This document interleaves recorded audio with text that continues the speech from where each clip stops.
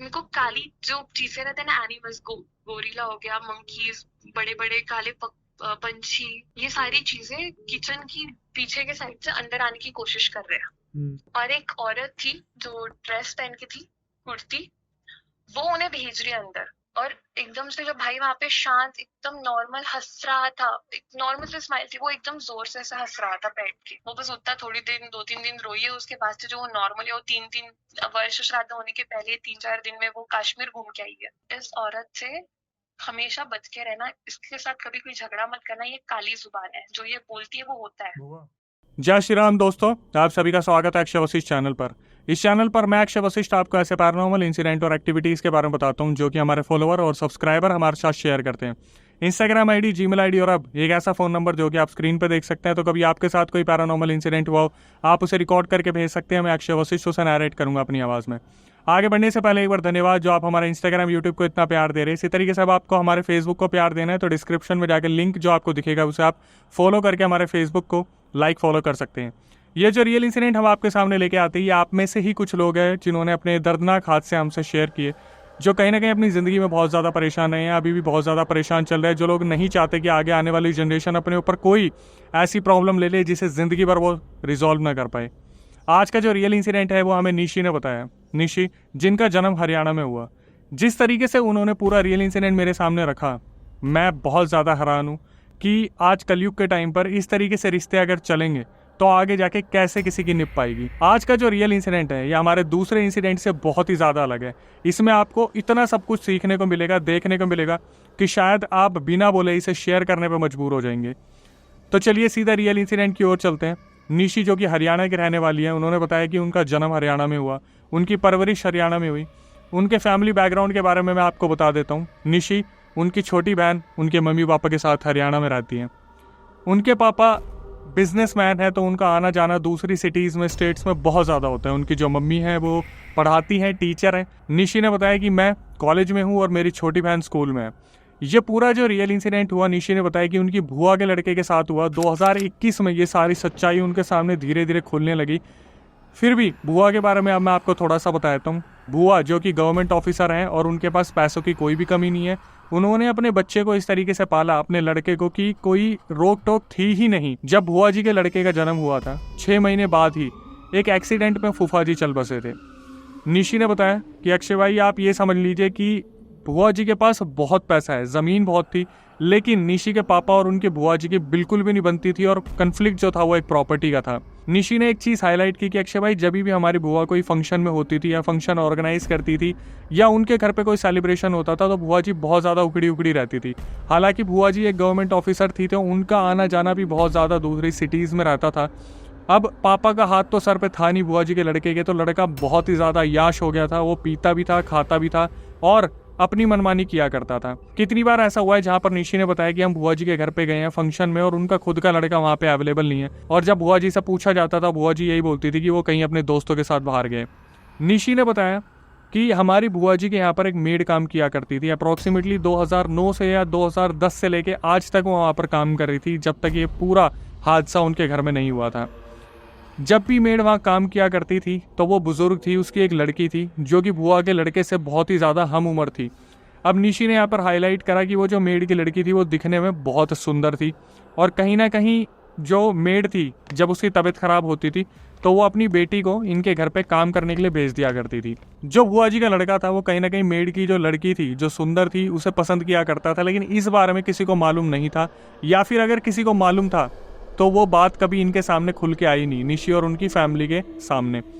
निशी ने बताया कि 2021 में पहली बार ऐसा हुआ कि जब बुआ जी घर पे थी, उनका लड़का घर पे था और मेड की तबीयत खराब थी, तो मेड ने अपनी लड़की को काम करने के लिए इनके घर पे भेजा हुआ था। बुआ जी अचानक से कमरा खोलती है तो देखती है कि उनका जो लड़का है उसने बनियान पहनी है, नीचे टॉवल बांध रखा है, और जो मेड है वो आराम से सफाई कर रही है, जैसे एक आंखों की जो शर्म होती है वो है ही नहीं। तो बुआ जी अचानक से जब अपने लड़के की तरफ देखती हैं तो लड़का बाहर लेके जाता है बुआ जी को, अपनी मम्मी को, और बोलता है कि मम्मी, हमारे बीच में ऐसा कुछ भी नहीं है और आप गलत समझ रहे हो। और ऐसा नहीं हो सकता हमारे बीच में, क्योंकि हम कहाँ, ये लोग कहाँ, इस तरीके से कह के बुआ जी के लड़के ने बात को टाल दिया। लेकिन जो बुआ जी थी उन्होंने उसी दिन मेड को हाईलाइट कर दिया था कि भैया अपनी लड़की को हमारे यहाँ भेजना बंद कर दो, क्योंकि मेरा बच्चा और आपकी लड़की हम उम्र है, इनके बीच में कुछ ऊंच नीच हो गई तो फिर हमें बहुत ज़्यादा लेने देने पड़ सकते हैं। ठीक है, ये बात आई गई होगी और शायद कहीं ना कहीं बुआ जी के लड़के को ये चीज़ पसंद नहीं आई थी, उसे पता चल गया था कि ऐसे ऐसा हुआ है। लेकिन फिर भी जो चीज़ें चल रही थी वो आम तरीके से चल रही थी। लेकिन 2021 के एंड में आके जब बुआ जी के लड़के के सामने ये प्रस्ताव रखा गया कि भाई अलग अलग रिश्ते आपके लिए आ रहे हैं, तो बुआ जी का लड़का बोलता है कि मैं अगर शादी करूँगा तो सिर्फ उसी लड़की से करूँगा। कौन? मेड की जो लड़की थी। निशी से मैंने ये चीज़ पूछी भी कि भाई एक बात बताओ, ऐसा कैसे पॉसिबल हो सकता है कि मतलब मेड की लड़की से शादी करी जाए। अब मेरे यहाँ पे कहने का ये मतलब नहीं है कि वो इंसान नहीं है, लेकिन आज के टाइम पर हर इंसान ये सोचता है कि मैं रिश्ता करूँ तो सामने वाले को देख के करूँ, या उससे ऊपर का रिश्ता करूँ, या फिर ऐसा करूँ वैसा करूँ। और गवर्नमेंट ऑफिस में तो ये बहुत पॉसिबिलिटी होती है कि भाई ऊंचा रिश्ता चाहिए। लेकिन जो बुआ का लड़का था वो कहीं ना कहीं उस लड़की के प्यार में था, और निशी ने बताया कि वो लड़की दिखने में सुंदर थी। अब इसके बाद क्या हुआ, बुआ जी का जो लड़का था वो इस बात पे बहुत ज़्यादा अटल रह गया कि अगर मैं शादी करूँगा तो उसी लड़की से करूँगा, वरना मैं खुद को कोई गहरी चोट पहुँचा लूँगा। ये चीज़ें अब समझ से परे जा रही थी और बुआ जी ने बहुत सारे लोगों का सहारा लिया, अपने रिलेटिव्स को बोला कि भाई आप लोग आओ, इसे समझाओ, ये क्या करने जा रहे हैं, हमारी बिरादरी की नाक कट जाएगी। जो कि आप जानते हैं कि आम परिवारों में क्या डिस्कशन होते हैं। तो निशी के पापा उस दौरान आउट ऑफ सिटी थे, तो बहुत सारे रिलेटिव थे जैसे चाचा ताऊ वगैरह जो थे, जो जा सकते थे वो गए, और उन्होंने बुआ के लड़के से बात की और उसे समझाने की पूरी कोशिश की। और निशी ने बोला कि अक्षय भाई आप बिलीव नहीं करोगे, मेरे बुआ के लड़के ने सबको इतना ईजिली टैकल कर लिया, क्योंकि उसने सबके सामने बोल दिया हाँ आप सही कह रहे हो, सारे रिश्तेदार मुझे सही समझा रहे हैं और मैं इस चीज़ को समझ गया हूँ। लेकिन बुआ के लड़के ने सबको टोपी पहना दी। जैसे ही सारे रिश्तेदार वहाँ से गए, बुआ के लड़के ने अपनी मम्मी को जाके बोला, बुआ जी को, कि अगर मेरी शादी उससे नहीं करवाई ना तो तुम सब के नाम पे मैं एक पर्चा लिख दूंगा कि तुम सब मुझे मारना चाहते थे। 2021 के एंड में जाके जब ये चीज़ें खुलने लग रही थी तो 2022 में धीरे धीरे चीज़ें बहुत ज़्यादा एग्रेसिव होने लगी। बुआ और बुआ के लड़के में लड़ाइयाँ बढ़ने लगी और बहुत ज़्यादा ऐसा होने लगा कि बुआ का लड़का जो था वो बार बार घर छोड़ के चला जाता था, ये बोल के कि अगर मेरी शादी उस लड़की से नहीं करवाई तो मैं रिश्ते तोड़ दूंगा। अब बुआ का लड़का अपनी मम्मी को मनाने की बहुत कोशिश करता था, बहुत ज़्यादा। इन दिनों कुछ नई चीज़ें भी चल रही थी, जैसे कि ये किराए के घर पे रहते थे और इन्होंने खुद का घर लेना था। तो हरियाणा में इनकी मम्मी ने एक ज़मीन ली जहाँ पर इनका घर बनना था, और वो एक नई ज़मीन कटी थी। उस ज़मीन का मैं थोड़ा सा आपको हिस्सा बता देता हूँ। इनका घर था, आगे पीछे प्लॉट बटे हुए थे, इन्होंने अपना घर बनवाया, पीछे खेत थे जो किसी संस्था को दे रखे थे, तो उस खेत में काम नहीं हो सकता था, वो संस्था ने उस खेत को इसी तरीके से रखा हुआ था। लेकिन जब ये लोग इस घर में आए तो इन्होंने इस घर की पूजा करवाई। पूजा करवाने के बाद सारे रिलेटिव्स आए थे, जहाँ पर निशी भी गई थी, और निशी ने बताया कि अक्षय भाई आप मानोगे नहीं, जो पैसा इन लोगों ने लगाया उस प्रॉपर्टी पे, मतलब बुआ ने दिखा दिया कि भाई पैसा ऐसे लगाया जाता है, प्रॉपर्टी बहुत चमचमाती हुई बनाई। जब ये लोग पहुँचे थे तो इन्हें पता चला कि बुआ कहीं ना कहीं इस चीज़ के लिए एग्री हो गई कि बुआ के लड़के की शादी उस लड़की से करवानी है जो कि मेड की लड़की है।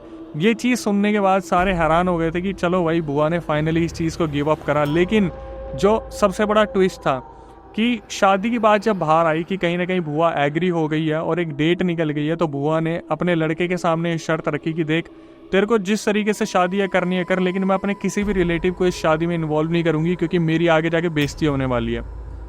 जो लड़का था उसने इस चीज़ को बहुत बखूबी एक्सेप्ट करा। उसने अपने कुछ दोस्तों को बुलाया जो उसके दोस्त थे, उसके अलावा कुछ वहाँ के जो आसपास के लोग थे उनको इनविटेशन दिया और इस शादी को कंटिन्यू रखा गया। बुआ को अचानक से पता नहीं क्या हुआ, जिस दिन इनकी शादी होनी थी, जिस मंडप में मंत्र पढ़े जाने थे, फेरे होने थे, उसी दिन बुआ मंडप में अचानक से रोना शुरू करती हैं और बुरी तरीके से रोने लगती है कि मैं इस शादी के खिलाफ हूँ, फिर भी ये लड़का शादी कर रहा है, मैं अपने रिलेटिव्स का मुंह दिखाने लायक नहीं रही और इस लड़के ने कहीं ना कहीं मेरी इज्जत लुटवा दी, मेरी नाक कटवा दी।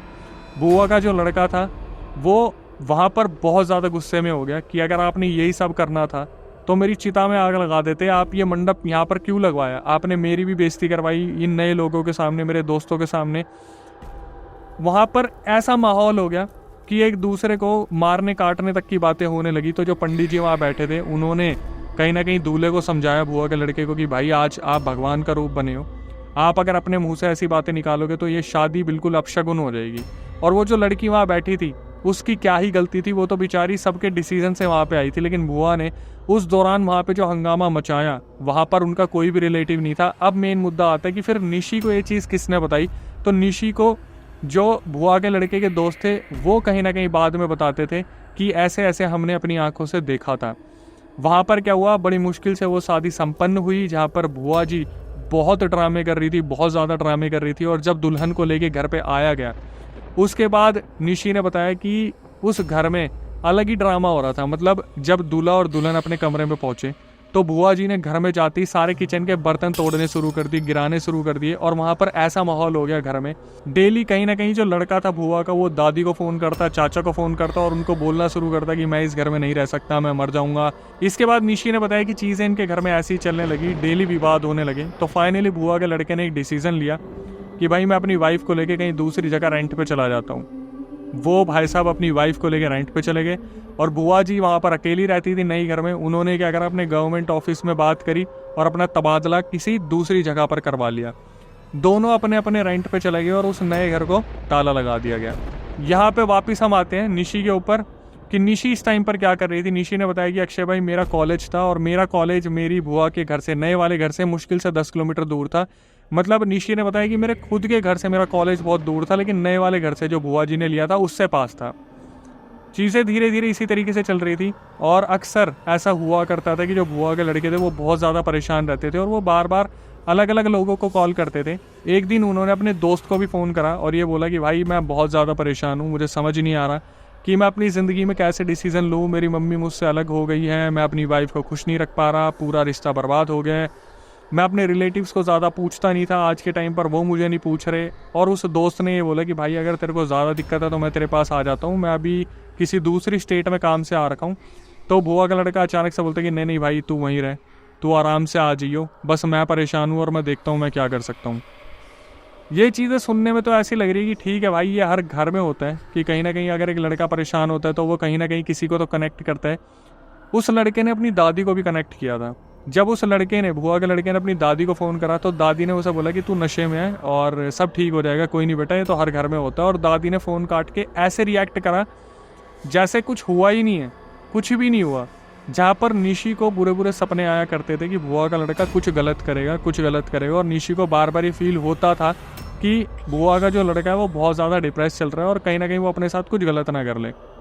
अब हुआ क्या, निशी अपने कॉलेज गई हुई थी और अचानक से निशी को कॉल आता है कि जो बुआ ने नया घर लिया था वहाँ पर कुछ ना कुछ हादसा हुआ है। मैं आपको दोबारा याद दिला देता हूँ, मैं उस घर की बात कर रहा हूँ जिसे ये लोग लॉक करके चले गए थे, अलग अलग रेंट पे रह रहे थे। निशी ने बताया कि अक्षय भाई, जिस तरीके से मेरे पापा ने मुझे कॉल पे बताया ना कि बुआ के लड़के ने कुछ करा है, वो हड़बड़ा गई। वो अपने कॉलेज में थी, कॉलेज से बाहर निकली, निशी अपनी स्कूटी पे बैठी तो कोई टीचर वहाँ से गुजर रहे थे। तो उन्होंने पूछा बेटा क्या हुआ, तो निशी ने सारी बात बताई। तो उन्होंने किसी को बोला कि आप एक काम करो, निशी के साथ जाओ। निशी की फ्रेंड को बुला के भेजा गया। जब निशी गई उस नए घर में और वहाँ पे जाके वो देखती है कि भाई जो बुआ के लड़के की वाइफ है वो रोने लग रही है वहाँ पे और बुआ तो है ही नहीं वहाँ। तो निशी अपनी भाभी से पूछती है बुआ के लड़के की वाइफ से कि भैया कहाँ हैं और क्या करा उन्होंने, मारपीट करी या क्या हुआ। तो वहाँ पर जो लोग थे जो हल्ला मचा रहे थे कि यहाँ पर कुछ हुआ है, यहाँ पर कुछ हुआ है, वो अचानक से निशी को बोलते कि बेटा आपके जो भाई है वो अब इस दुनिया में नहीं रहे। मैं बता रहा हूँ, मुझे गूज़बम्स आ रहे हैं। निशी ने बताया कि अक्षय भाई, मैं उस घर में खड़ी थी, जो घर एक टाइम पर ऐसा हुआ करता था कि हर किसी को ये घर चाहिए, मतलब हर किसी का ड्रीम हाउस। उसमें निशी ने बताया कि मैं पूरे इमोशंस आपको बताती हूँ, मैं अपनी भाभी को रोते हुए देख रही हूँ। वहाँ पर क्या माहौल हो रहा था 2 सेकंड में मैं आपको समझा नहीं सकती। मतलब निशी ने बताया कि मेरे पैरों तले ज़मीन खिसक गई थी ये सुन के कि मेरे बुआ का लड़का इस दुनिया में नहीं रहा। क्या हुआ क्या नहीं हुआ निशी ने बताया मुझे बाद में पता चलता। मैं वहाँ पर फेंट हो गई, बेहोश हो गई। लोगों ने मुझे पानी मार के उठाया और मेरी हालत ऐसी हो रही थी, मैं पसीने पसीने हो गई थी। तो उन्होंने जानने की कोशिश की कि वहाँ पर क्या हुआ था। तो लोगों ने बताया कि बेटा उन्होंने खुद को फंदे से लटका लिया और वो अब आपके जो बुआ के लड़के इस दुनिया में नहीं रहे। उन्हें एम्बुलेंस में हॉस्पिटल पहुँचाया गया। तो निशी ने अपने घर वालों को बताया कि पापा मम्मी ऐसे ऐसे हो गया और उन्होंने खुद को ख़त्म कर लिया। तो ये अपनी स्कूटी उठाती हैं और अपनी दोस्त को बोलती है कि तू चला, हम उस हॉस्पिटल में जा रहे हैं जहाँ पर भैया को ले जाया गया है। ये जो एक सीन था ना, निशी ने बोला कि ये मैं पूरी ज़िंदगी नहीं भूल सकती। जब निशी अपनी फ्रेंड के साथ हॉस्पिटल में पहुंची तो उनके जो बुआ के लड़के थे उन्हें एक अंडरवेयर में लिटा रखा था, और वो अंडरवेयर में ही उन्होंने ये सारी सिचुएशन करी थी जिसकी मैं बात करूँ ख़त्म करने वाली। और हाथ पैर उनके पूरे टेढ़े मेढ़े हो चुके थे, जी बाहर निकली हुई थी जो काली हो चुकी थी, आंखें फैल गई थी और गले पे निशान था। यहाँ पर निशी बहुत ज़्यादा हैरान थी कि ये बुआ का लड़का कर ही नहीं सकता। निशी ने अभी तक मेरे को बोला कि अक्षय भाई आप बिलीव नहीं करोगे, मैं बार बार बोल रही हूँ कि बुआ का लड़का कभी इतना वीक था ही नहीं कि वो खुद को ऐसे ख़त्म कर ले। निशी ने जिस हालत में बुआ के लड़के को देखा, वो बाहर निकली और उन्होंने अपनी पूरी फैमिली में बता दिया कि ऐसे ऐसे मैंने देख लिया और ये बात सच है, इन्होंने कर लिया ये सब कुछ। निशी की मम्मी ने निशी को बोला कि बेटा थोड़े टाइम के लिए तू जा घर पे और देख बुआ जी आएंगी, उन्हें संभाल। निशी जब वापस घर तक पहुंची तो उन्होंने देखा बुआ का रो रो के बुरा हाल हो रखा है। बुआ वहाँ पर आई, वो रोई जैसे उन्हें बहुत बड़ा धक्का लगा है। लेकिन इसके बाद निशी ने बताया कि अक्षय भाई मैं वहाँ पर उनके घर पे रुकी क्योंकि मुझे बुआ जी की हेल्प करनी थी, मिलने वाले आने थे। लेकिन बुआ जी जस्ट 1-1.5 दिन में उस चीज़ से ऐसे रिकवर हो गई जैसे कुछ हुआ ही नहीं है। पूरे रिलेटिव जो थे उनको धक्का लगा हुआ था, लेकिन बुआ जी 1.5 दिन के अंदर 1-1.5 दिन के अंदर इस सदमे से बाहर आ गई कि कुछ हुआ भी है ऐसा। और धीरे धीरे ये निशी ने फील करना स्टार्ट करा कि जिस घर में वो रह रही थी, वो नया घर जो था, वहाँ पर उन्हें कुछ सिग्नल्स मिल रहे थे। उनकी बहुत तबीयत ख़राब हो रही थी और उन्हें बड़े अजीब अजीब से सपने आ रहे थे। एक सपना मैं आपको बताता हूँ जो मुझे बहुत अजीब लगा। उन्होंने बताया कि मैंने देखा कि मेरे जो भैया हैं बुआ के लड़के, वो घर के बीचों बीच बैठे एक कुर्सी पे, बगल में उनके एक लोटा रखा है जिसमें शायद उनकी अस्थियाँ थी, और उनके घर के बाहर शिवलिंग थे 2, और पीछे से बहुत सारे जानवर जैसी एंटिटीज उन्हें पीछे खींचने की कोशिश कर रहे थे, जैसे आगे से कोई पॉजिटिव एनर्जी बचा रही है और पीछे से कोई नेगेटिव एंटिटी खींच रही है बुआ के लड़के को। पहले तो बुआ के लड़के सपने में बिल्कुल आराम से हंसते हैं और फिर ज़ोर ज़ोर से हंसना शुरू कर देते हैं। जब निशी की आँख खुली, वो बहुत बुरी तरीके से डरी हुई थी। उन्होंने अपनी मम्मी को फ़ोन करके बताया कि मम्मी ऐसा ऐसा हुआ है। तो जो मम्मी जी थी उन्होंने निशी को बोला कि बेटा 1-2 दिन और देगा, अगर तेरे से रहा जाता है तो ठीक है, वरना मैं बुआ को बोल के तुझे वापस बुला लूँगी। निशी ने बताया कि 4 दिन के अंदर उनकी वहाँ पर इतनी बुरी तबीयत खराब हुई, इतनी बुरी तबीयत खराब हुई, वापस बुलाया गया और निशी कम से कम नहीं तो 1 हफ्ते तक 102-103 के बीच में जूझती रही। इतना बुरा फीवर निशी को हो चुका था। अब हुआ क्या, बात है 13वीं वाले दिन की, जब सब 13वीं अटेंड करने गए थे वहाँ पे, तो आपस में सब बातचीत कर रहे थे और सब इस चीज़ का अफसोस जता रहे थे। 13वीं अटेंड करने के बाद बुआ वहाँ से चली गई। बुआ ने बोला कि मेरे को मेरे सरकारी ऑफिस से कुछ काम मिला है, मैं जा रही हूँ, थोड़े टाइम आप इस घर में रहो, 1-2 दिन। सारे रिलेटिव्स को बोला जो जो रह सकते हो रहो, मैं 1-2 दिन में वापस आ जाऊँगी। निशी को उसी रात एक सपना आता है जहाँ पर उनके बुआ के लड़के बोलते हैं कि मेरे बेड के नीचे देखो। इतना बोलने के बाद वो सपना टूट गया। निशी ने बताया कि उस कमरे के अंदर कोई भी नहीं जाता था जहाँ पर ये पूरा हादसा हुआ था। निशी ने अपनी मम्मी और कुछ चाचा वगैरह को बताया कि मेरे को ऐसा सपना आया है जहाँ भैया ने बोला बेड के नीचे जाके देखो। उन्होंने जब कमरा खोला तो पहली बार उस कमरे को देखा कि उस कमरे में जो अलमारी थी सामने, उस पर 2 शीशे लगे हुए थे। वो शीशे चटके हुए थे, टूटे पड़े थे, वो अलमारी अंदर धसी हुई थी। देखने के बाद अंदर ऐसा लग रहा था जैसे भाई ज़बरदस्ती हुई है क्या, कि बुआ का लड़का ऐसे कैसे कर सकता है। और इन लोगों ने वहाँ पर ढूंढने की कोशिश की कि बुआ के लड़के ने कुछ नोट लिखा हो, कोई सिग्नल दिया हो, कोई संदेश दिया हो। ढूंढते ढूंढते निशी की नज़र आती है बेड के नीचे वहाँ एक संदूक रखा था। अब आप भी रेडी हो जाओ, जो आप सुनने वाले हो उसको सुनने के बाद आपके रोंगटे खड़े हो जाएंगे। उस संदूक को खोला गया। उस संदूक के अंदर एक मैरिज सर्टिफिकेट था जो कि बुआ के लड़के का था, और बुआ का लड़का उस मेड की लड़की से 2015 में ही शादी कर चुका था। ये लोग लिव इन में रहा करते थे, जहाँ पर बुआ का लड़का कितने दिनों तक घर पे नहीं रहता था। जब बुआ बोलती थी वो ट्रिप पे गया है, यहाँ गया है, वहाँ गया है। ये देखने के बाद वहाँ पर सबको धक्का लग गया था। और बुआ की एक फ्रेंड थी, एक टाइम पर बुआ से उनकी लड़ाई हो गई थी, वो भी वहाँ पर थी। और बुआ जी की फ्रेंड ने ये बोला कि इस औरत को पता था, इस औरत ने किसी के सामने आने नहीं दिया कि ये बच्चे आपस में एक दूसरे से प्यार करते थे और ये कहीं ना कहीं एक साथ रहना चाहते थे। मतलब पूरा परिवार अब ये समझ रहा था कि भाई क्या हुआ है, वो आप भी समझ रहे हो, लेकिन फिर भी जो लोग नहीं समझे उनको मैं समझा देता हूँ। उस संदूक में एक नोट मिला था, जिस नोट में लिखा हुआ था कि अगर आपने इस संदूक को ढूंढ लिया है तो मतलब मैं इस दुनिया में नहीं हूँ। और उस नोट में उन्हीं लाइंस के नीचे लिखा हुआ था, मम्मी आप जीत गई और मैं हार गया। निशी ने बताया कि जब हमारे परिवार ने ये चीज़ पढ़ी, हम समझ गए थे कि एक्चुअली हुआ क्या है। इन्होंने फिर भी सिर्फ उस बच्चे की शांति के लिए, बुआ के लड़के की शांति के लिए एक तांत्रिक को कांटेक्ट किया। और तांत्रिक से जब बात की तो तांत्रिक ने बताया कि भाई बुआ ने उस घर को बनवाने से पहले उसकी नींव में बहुत सारा काला जादू का सामान रखवाया था, कि बुआ जी का तो प्लान ही यही था कि वो बाद में कहीं ना कहीं शिफ्ट हो जाएंगी, लेकिन जो बहू और लड़का उनकी वहाँ रहने वाले थे उनकी ज़िंदगी काले जादू से बर्बाद हो जाए। ये सब जब इन्हें पता चला, फिर दोबारा इन्हें ऐसा लगा कि भाई इनकी बुआ है, सही में डायन है, वो अपने ही बच्चे को खा गई। मैंने खुद ऐसे एक्सपेक्ट नहीं करा था कि आगे जाके मुझे ऐसा ट्विस्ट एंड टर्न मिलेगा, लेकिन निशी ने बताया कि ये चीज़ जो हुई, कहीं ना कहीं बुआ के लड़के को इंसाफ नहीं मिल पाया, और वो जो मेड की लड़की थी उस बेचारी की क्या ही गलती थी। मुझे तो शुरू से ये लग रहा था कहीं उसका हाथ निकलेगा, लेकिन वो लड़की भी बुआ के लड़के से प्यार करती थी।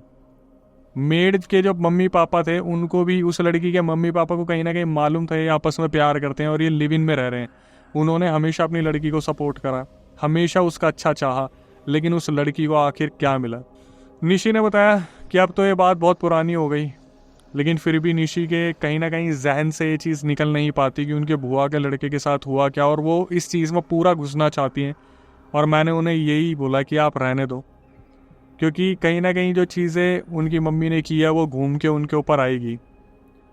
फिर सबको इस चीज़ का शक होता है कि बुआ की और उनके हस्बैंड की भी नहीं बनती थी, और हस्बैंड भी बच्चे के होने के 6 महीने बाद चले गए, तो क्या बुआ का उसमें भी हाथ था। खैर आखिरी में आके मैं तो इतना ही बोल सकता हूँ कि moral of the story conclusion में हमें यही समझ में आता है कि निशी एक टाइम पर बहुत ज़्यादा इमोशनल हो गई थी जब उन्होंने वो हॉस्पिटल वाला पूरा सीन बताया, जिस तरीके से उन्होंने देखा था सामने उस बुआ के लड़के को।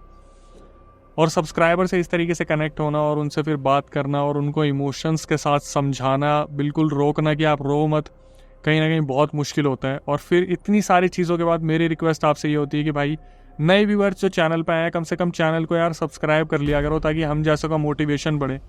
हम इतनी मेहनत करते हैं, सब्सक्राइबर से पिन करवाते हैं कमेंट, कहीं ना कहीं इतनी मेहनत करते हैं कि यार आप लोगों के लिए ऐसी चीज़ें लेके आए जो दुनिया में हो रही है, जो आप तक नहीं आ पा रही। पूरे रियल इंसिडेंट में ब्लैक मैजिक, कहीं ना कहीं कनेक्टिविटी, और आखिरी में जिस तरीके से खुलने को मिला सब कुछ, पता नहीं कौन इतनी मेहनत कर रहा होगा, लेकिन फिर भी मैं आपसे ये रिक्वेस्ट करता हूँ कि प्लीज़ जो नए व्यूअर्स आए चैनल को सब्सक्राइब कर ले, और जो हमारी ऑडियंस है वो अपने लोगों तक इस इंसिडेंट को शेयर करे ताकि उनको भी सीखने को मिले। और इसके बाद मैं यही कहूँगा कि आपकी भारी डिमांड पर अपने अपना पॉडकास्ट चैनल स्टार्ट किया जिसका नाम है अक्षय वशिष्ठ हॉरर शो, जहाँ पर हम गेस्ट के साथ साथ सब्सक्राइबर्स को भी बुला रहे हैं ताकि सब्सक्राइबर भी अपने रियल इंसिडेंट दुनिया तक बताएं। अगर आप उसका हिस्सा बनना चाहते हैं और आप कैमरे पे पूरा रियल इंसिडेंट बताना चाहते हैं तो उसकी प्रक्रिया मैं आपको बताता हूँ। जो नंबर आपको स्क्रीन और डिस्क्रिप्शन पर दिख रहा है उस पर पूरा रियल इंसिडेंट आप रिकॉर्ड करके भेज दीजिए। दिल्ली में हमारा सेंटर है, और मेंशन कर दीजिए कि भाई हम आपके पॉडकास्ट में आना चाहते हैं। टीम एक बार रिव्यू करेगी, उसके बाद आपको कॉल आएगा, आपको डायरेक्शंस बताए जाएंगे, दिल्ली में हमारा सेंटर आपको बुलाया जाएगा। कभी आपके साथ कोई पैरानॉर्मल इंसिडेंट हुआ हो तो आप उसे रिकॉर्ड करके भेज सकते हैं। मैं अक्षय वशिष्ठ उसे नैरेट करूंगा अपनी आवाज़ में। जिस तरीके से आप इंस्टाग्राम यूट्यूब को प्यार दे रहे हैं इसी तरीके से फेसबुक को भी देना है आपको, तो डिस्क्रिप्शन में लिंक है, जाके फॉलो कर लो। हमने अब पॉडकास्ट चैनल अलग कर लिया है, Akshay Vashishtha horror show. Main channel पे सिर्फ रियल इंसिडेंट आते हैं, हम डेली क्लिप्स निकाल रहे हैं तो क्लिप्स का चैनल अलग कर दिया है। शॉर्ट्स भी हमारे आते हैं, उसका चैनल अलग है। डिस्क्रिप्शन में सबके लिंक है, जाके उसे सब्सक्राइब कर लो, क्योंकि आपसे हैं हम, पूरी तरीके से आपने हमें बनाया है। मेरी यूट्यूब फैमिली में आपको बहुत प्यार करता हूँ, आपके सपोर्ट की हमें हमेशा ज़रूरत रहेगी। बट इसके बाद यही कहूँगा, माँ बाप का सहारा बनना सीखिए। माँ बाप ने जिस तरीके से आपकी परवरिश की है, अब आपको माँ बाप को संभालना है, तो इस सबसे बड़ी जो रिस्पॉन्सिबिलिटी है इससे पीछे मत हटना। मेरी आपसे रिक्वेस्ट है, माँ बाप जब चले जाएंगे तो बहुत दुख होगा, क्योंकि आपको समझाने वाला कोई नहीं होगा। आखिरी में आके यही कहूँगा, नए वीडियो नए पॉडकास्ट आने तक stay tuned with the channel. हमें उसके सूटकेस में ये भी मिला था, एक सुसाइड नोट। तो मैं कह नहीं रही थी, बुआ को धमकी दे रहा था कि मैं अगर मेरी शादी नहीं करवाई तो मैं सुसाइड करूंगा और तुम लोगों का नाम लिखूंगा। मेरी मौत के लिए मेरी माँ जिम्मेदार है, अगर मुझे कुछ भी होता है तो इस औरत को छोड़ना मत करके।